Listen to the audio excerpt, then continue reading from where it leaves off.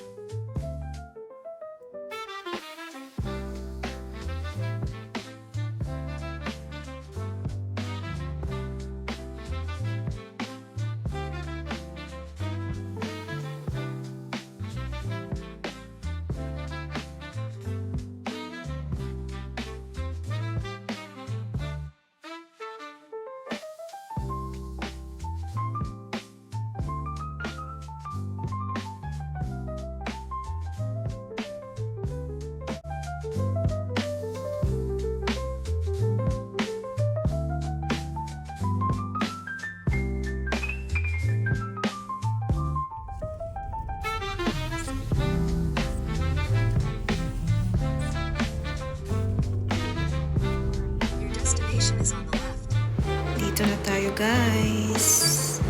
Hintay na lang ako na lumabas si ma'am.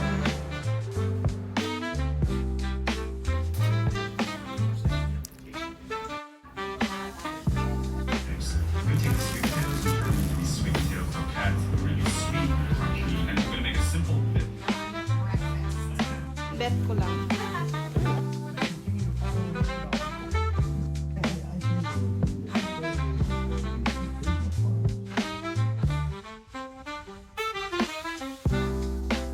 So, hello again guys. Hindi na ako nakapag-update kanina kasi may mga ginawa kami guys. May 1 more week pa akong off before ako mag-start sa next travel assignment ko. By the way guys, I'm so happy dahil gumaan na yung pakiramdam ko.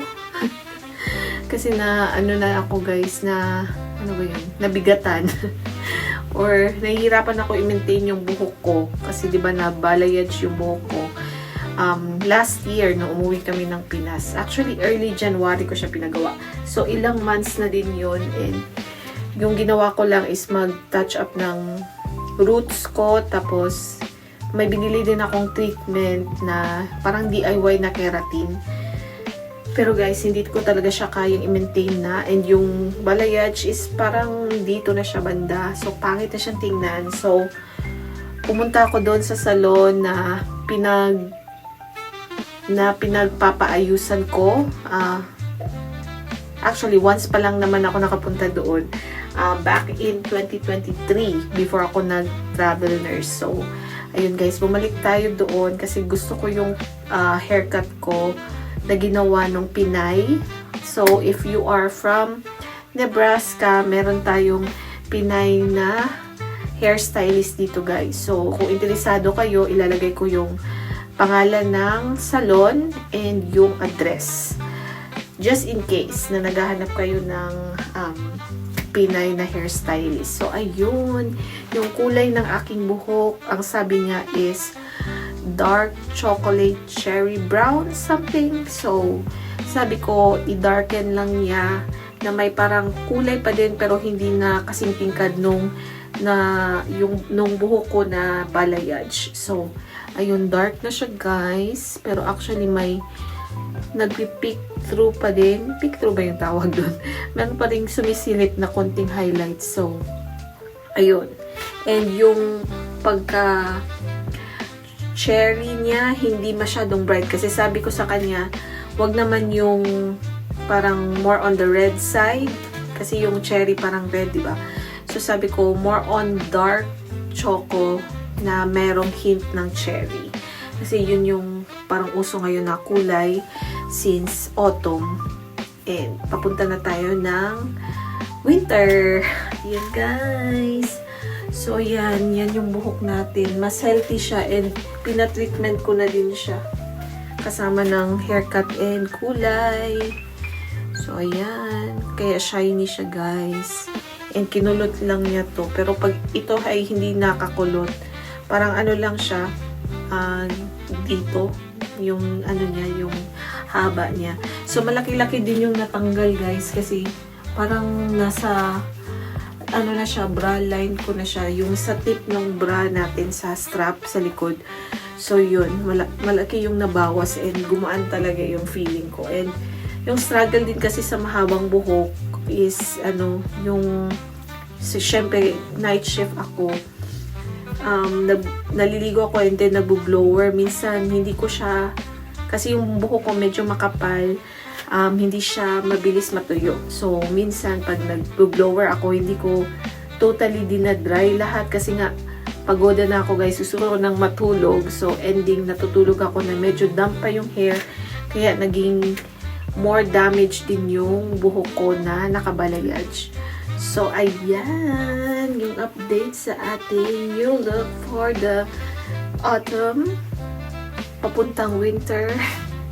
Actually, nung summer ko pa gustong pagupitan yung buhok ko. Pero sabi ko, since gagawin ko lang naman yung, alam niyo yun, pagpapasalon once a year. Gusto ko yung, na-enjoy ko na yung balayage ko na pinagawa ko sa Pinas. So, yun, na-enjoy ko naman siya, guys. Pero, yun nga, mahirap i-maintain lalo na pag nandito ka sa abroad. Kasi mahal nga yung pasalon. Hindi natin afford yung every month or every 3 months. Well, kaya naman. Kaso, magastos talaga siya guys. So, mas gusto ko pa yung at least once a year. So, ayun, nagpa-dark na ako para low maintenance na lang yung buhok ko. So, kung tutubo to, hindi siya masyadong halata kasi dark na siya. So, ayan. Yan yung ating hair. Tayo ay bumatak konti. So, parang ito ang haircut para sa mga Nagkakaedad. Nagkakaedad. So, ayun lang guys. Ako ay si skincare na and try kong mag-vlog tomorrow. Parang nagustuhan ko na yung wala akong masyadong ginagawang vlogging guys. Wala akong, alam niyo yun, hindi ako nag-video. Nakapag-rest talaga ako ng ilang days. And meron naman akong inedit na mga videos, mga vlogs ko sa Kentucky. Ine-edit ko pa kasi siya. So, hindi ako forced talaga na mag-vlog. So, hindi ako nag-vlog din dito sa Nebraska kasi ang dami naming ganap. And by the way, kahapon din, pumunta ako ng clinic kasi kailangan kong magpa-drug test para sa aking next travel assignment. And nagpa-vaccine din ako ng flu vaccine kasi yun na lang yung kulang ko para makapag-start ako next week. Kasi may 1 week pa tayo na break. And baka may gagalaan kami kung saan ako mag-travel next. Let's see. Kasi yung weather nga guys, papunta ng winter. So, malamig na. Hindi mo na masyadong ma-appreciate yung mga lugar kung gusto mo magpuntahan. Kasi gloomy na, ganun. Winter na yung weather. Wala na masyadong, alam niyo yun. Pero actually, maganda naman yung ibang lugar. Autumn, diba? Nagpo-fall na yung mga leaves, nag-iiba yung mga kulay. Pero ngayon kasi gloomy. Hindi ko alam kung sa next days, before ako mag-start ulit ng trabaho, is gloomy pa din. So, depende na lang. Pero may plano kami gumala really quick. Siguro mga 1 day lang, yung isang araw lang, and then balik din agad sa namin, sa place namin na pagsistayan sa next travel assignment. So, ayan na guys, mag-remove na ako ng aking skin tint and konting makeup and magsi-skincare and matutulog na. See you again sa aking next vlog. Babush!